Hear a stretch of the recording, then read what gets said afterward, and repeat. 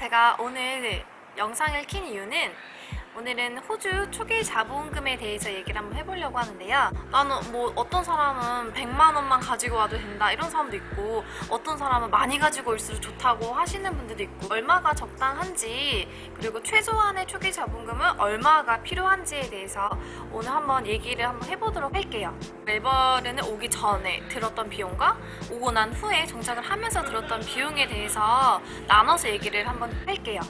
멜버른 오기 전에 한국에서 호주의 워킹홀리데이를 준비를 하시잖아요. 준비하는 과정에서 필요한 금액은 비자 신청비, 신체 검사비, 비행기 티켓 이렇게 세 가지만 있으면은 사실 호주로 오잖아요. 이게 크게 드는 준비금 세 가지고요. 비자 신청비는 그때 37만 1,090원 들었어요. 그리고 제가 했을 당시 신체 검사 비용은 16만 1,900원. 그리고 비행기 티켓인데 멜번으로 직항으로 오는 비행기 없는 거 아시죠, 여러분? 그래서 멜번을 오시려면 경유를 해서 와야 돼요. 저 같은 경우에는 저는 5월 달에 5월 막바지에 시드니로 들렸다가 멜번으로 넘어오는 요렇게 왔거든요. 5월쯤에 시드니에서 엄청 큰 레이저 축제를 해요. 비비드 축제라고 매년 그렇게 열리는 축제가 있어요. 이벤트를 해요. 그 항공사에서 예매한 가격이 70만 원 정도 했거든요. 아시아나 항공으로 할인을 하고 있는 거를 적용받아서 70만 원의 편도를 끊었어요. 근데 이제 시드니에서 그렇게 여행을 하다가요, 멜번으로 넘어올 때는 제스타라는 항공을 이용을 했고, 제스타는 4만 원 정도로 편도를 또 끊었고, 짐을 제스타는 100% 차지해요. 그러니까 내가 짐이 있으면 그 짐 무게를 다 내는 거예요. 수화물 4만 원짜리 그 번들을 하나 구입해서 내 짐을 넣고 이렇게 왔어요. 총 제스타에 들었던 비용은 9만 원. 그러니까 항공권으로는 아시아나 거 플러스 제스타 9만 원 플러스 하니까 79만 원 정도, 80만 원 정도를 항공권으로 썼어요. 저 같은 경우에는 한국에서 호주 워킹홀리데이를 준비를 한 과정을 간략하게 얘기를 해드리자면, 저는 어학원을 끊고 왔는데, 어학원은 제가 진짜 고민 많이 했거든요. 왜냐면 어학원 돈 낭비다, 하지 말고 일하면서 다 배울 수 있다, 살다 보면 다 는다 이런 소리를 굉장히 많이 들어가지고 어학원을 끊고 와야 되나 말아야 되나 고민을 진짜 많이 했는데, 저는 일단 끊었어요. 왜냐면 저는 진짜 아니 말을 못하는데 아무리 는다 하는데 일을 해야 되는데 그게 안 될 것 같은 거예요. 일도 못할 것 같은 거예요. 그 수준이어가지고 전 어학원을 2달 정도를 넉넉하게 그냥 2달 정도 끊고 왔어요. 그 어학원 비용은 한 달에 60만 원 해가지고 120만 원, 2달에 120만 원 정도. 근데 어떤 거 부가세 붙고 하다 보니까는 결국 낸 거는 한 140만 원 정도 냈거든요. 그 당시 환율로. 호텔인데요. 호텔은 집을 미리 구하고 가실 수도 있고, 가셔서 직접 보고 구할 수 있잖아요. 호주는 2주치 페이를 하잖아요. 그래서 보증금도 2주치 이렇게 내거든요. 노티스가 일단은 2주예요. 그러니까 2주는 무조건 살아야 되는 거예요. 2주 있다가 나가게 돼도 2주 전에 말을 해야 되니까는 보통 한 달 정도는 계속 살게 된다면, 이게 최소한 한국에서 사진만 보고 계약을 하고 와서 한 달을 살아야 되는데, 집이 엄청 막 구리고 이상하면은 그게 안 되잖아요. 문제가 생길까봐 저는 직접 가서 집을 보고 계약을 하는 게 낫겠다 해서 집을 따로 계약을 하지 않고 왔어요. 호텔을 진짜 미니멈으로 3일 딱 예약을 하고 멜번으로 왔거든요. 그때 들었던 비용이 3일 해가지고 20만 원 정도 들었거든요. 그러니까 저는 3일 안에 집을 무조건 구하자라는 심정으로 딱 3일만 그냥 인스펙션 다닐 그 기간, 3일은 좀 빡세긴 하거든요. 그냥 저는 근데 돈을 거기에 쓰고 싶지도 않았고, 호텔 컨디션이 되게 안 좋은 호텔이었어요. 그냥 무작정 3일 해놓고 오게 됐죠. 가장 중요한 환전은 제가 환전을 2,000불 정도를 했거든요. 근데 그 당시 환율로는 160만 원 정도 했어요.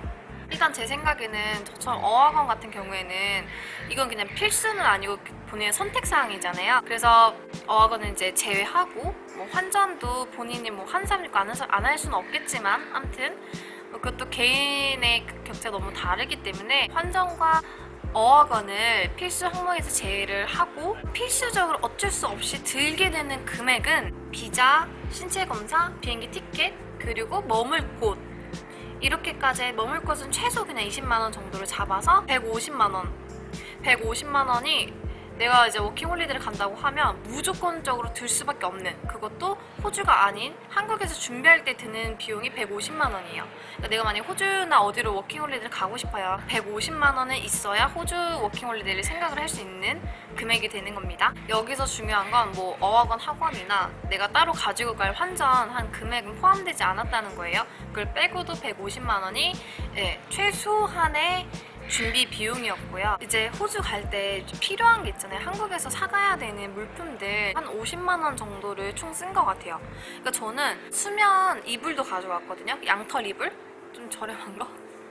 멜번에 누가 이불도 갖고 오라고 막 그래가지고 그 이불 7만 원 하고, 제가 막 수면 양말, 수면 잠옷랑 전기장판은 조그마한 거 해가지고 그냥 4만 원짜리 여행용을 들고 갈 수 있는 게 있었어요. 샤오미 멀티탭도 18,000원인가 정도 했거든요. 그거 가지고 오고 이것저것 사다 보니까 50만 원 정도는 썼어요. 저 같은 경우에는 호주도 오기 전에 500만 원을 그냥 순수 준비 비용으로 500만 원을 썼죠. 그래서 그 준비하면서 돈이 많이 드는데 그게 어학원이 좀 비중이 제일 크긴 했는데 그게 좀 많이 들었습니다. 회상 중. 그리고 그렇게 우여곡절 끝에 멜버른에 도착을 했어요. 그럼 이제부터 멜버른으로 와서 어쩔 수 없이 쓰게 되는 정착금에 대해서 얘기를 해드리자면 집이겠죠? 첫 번째로 무조건 집을 구함과 동시에 거의 100만 원이 나간다고 생각하시면 돼요. 왜냐면 제가 처음에 왔을 때 저는 일단 마스터룸을 구하긴 했는데, 보통 좀 괜찮은 방 컨디션으로 구하시려면 거실 쉐어가 아닌 이상 150에서 170 정도가 보통이에요. 여기 세컨룸이나 마스터룸이 거의 170, 180 정도 하고요. 세컨룸이 150, 160, 170 이렇게 되거든요. 그래서 저는 그냥 보통의 마스터룸에 살았기 때문에 그때 나갔던 돈이 170불이에요. 일주일에. 그래서 그거를 2주치가 보증금이거든요. 보증금이라는 게 집을 구하면 계약금처럼 먼저 내고 들어가는 돈이잖아요. 그럼 보증금 플러스 2주치 방세를 내요. 여기는 보증금과 2주치 방세. 170이 2주면 340이잖아요. 340이 일단 보증금, 2주치 방세를 먼저 내야 되니까 그것도 340불, 구하자마자 680불, 요게 55만 원 정도가 돼요. 한국 돈으로 지금 환율로 치면 55만 원이더라고요. 내가 방을 구함과 동시에 다 내고 들어가야 되는 금액이고, 2주 있다 또 돈을 내야 되잖아요. 2주 있다가 340불을 또 내야 되는데, 직업을 2주 안에 구하면 정말 다행이겠지만 그리고 그 안에 구하란 보장이 없잖아요. 아직 적응할 시간도 없는데 4주치 방세를 달라고 하는 것도 있고 2주치 방세를 달라고 하는 것도 있고 좀 다양해요. 근데 내가 만약에 집이 마음에 들었어. 근데 이 사람이 4주치로만 받는데 페이를, 그러면은 4주치가 한 번에 훅 나가는, 그걸 잘 생각을 하셔야 돼요. 저는 한 달치 방세를 빼놨어요. 한 달치 정도를 빼놓으면 거의 100만 원 정도를 그냥 이건 쓸 수 없는 돈이라고 생각하셔야 돼요. 100만 원 정도는 그냥 집값으로 킵해둔다. 한국에서 환전을 2,000불을 했다고 했잖아요. 이제 호주 와가지고 100만 원이 나가버리니까는 거의 60만 원밖에 안 남은 거예요. 집에 들어갔으면은 뭐 휴지라든지 세제, 뭐 샴푸, 린스 이런 걸 사야 되잖아요. 생필품. 그리고 쌀이 제공 안 되는 집은 쌀도 사야 되죠. 쌀, 김치, 먹을 걸 이렇게 또 사놔야 되니까는 생필품 사는 데만 거의 10만 원 정도 들었던 것 같아요. 네, 그 정도가 훅훅 빠져나갑니다. 내가 이제 외식도 해야 돼. 내가 맨날 뭘 해먹을, 처음부터 뭐 해먹을 생각을 누가 하겠어요. 와가지고 외식도 하고 뭐 하고 이렇게 쓰다 보면은 외식이 또 굉장히 싼 편은 아니에요. 식사류 하나 시켜도 일단 10,000원은 다 기본적으로 넘어요. 그렇게 지내다 보면 거의 50만 원 이렇게 훅 그냥 쓴 것 같아요. 온과 동시에 생필품 사고 뭐 사먹고 뭐 하면은 돈이 그냥, 정리를 하자면 저는 한국에서 이미 500만 원을 지출을 했고 여기 와서 집값으로만 100만 원을 킵해놨기 때문에 600만 원이 바로 호주 준비하면서 바로 빠진 거고, 근데 뭘 시작한 단계도 아니에요. 그냥 집까지만 구했을 때 제가 총 쓴 비용은 600만 원이에요.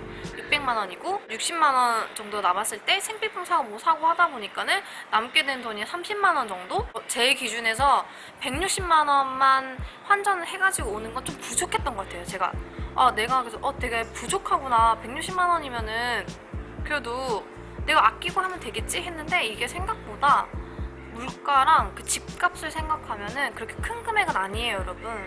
사람의 씀씀이와 어디에 사느냐, 뭐 또 어떤 걸 쓰고 아끼느냐에 따라서 많이 달라지겠지만 제 경우에는 160만 원 큰 돈은 아니었어요.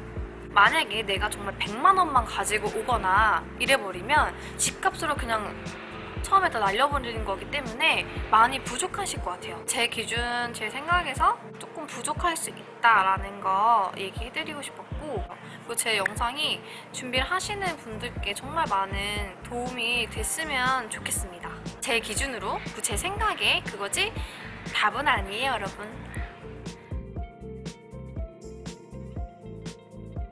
아무튼 결론은 누구나 이게 똑같진 않잖아요. 얼마를 가져와야 되고 얼마가 들 거예요. 이렇게 정확하게 얘기를 할 수는 없어요. 이 돈 문제에 대해서는 어떤 사람은 진짜 100만 원만 가지고 와도 잘 정착한 사람도 있을 것이고 뭐 1000만 원, 500만 원 이렇게 든 사람도 있을 것이고 워낙에 그건 기준점도 다르고 그 사람이 쓰는 쓰임새 그런 게 많이 다르기 때문에 정확히 얼마가 필요해요 라고 딱 콕 집어서 얘기해드릴 수는 없을 것 같아요.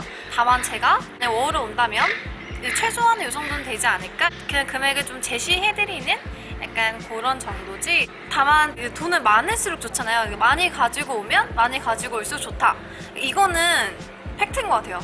돈이 없으면 사람이 조급해지고 일자리도 빨리 찾아 그 압박감이 장난이 아니기 때문에 그런 거를 좀 여유 있게 컨트롤을 하시려면 돈을 좀 많이 가지고 오시는 게 좋기는 해요.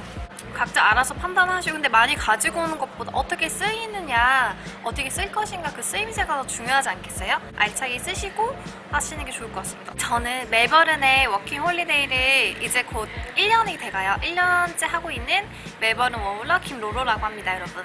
안녕하세요. 제가 이제부터 시간 나는 대로 틈틈이 영상을 많이 업로드할 계획이에요. 그래서 구독과 좋아요도 많이 부탁드리고요. 저는 매번에 그냥 소소하게 저의 사는 모습이라든지 뭐 예비 워홀러분들 위해서 그 조그마한 꿀팁 같은 거를 좀 소소하게 전해드리는 그런 채널이고요. 말재주가 별로 없어서 이렇게 카메라만 켜면 좀 어색해지는 감이 없지 않아 있는데 좀 나아지는 모습 같이 지켜봐 주셨으면 좋겠습니다, 여러분.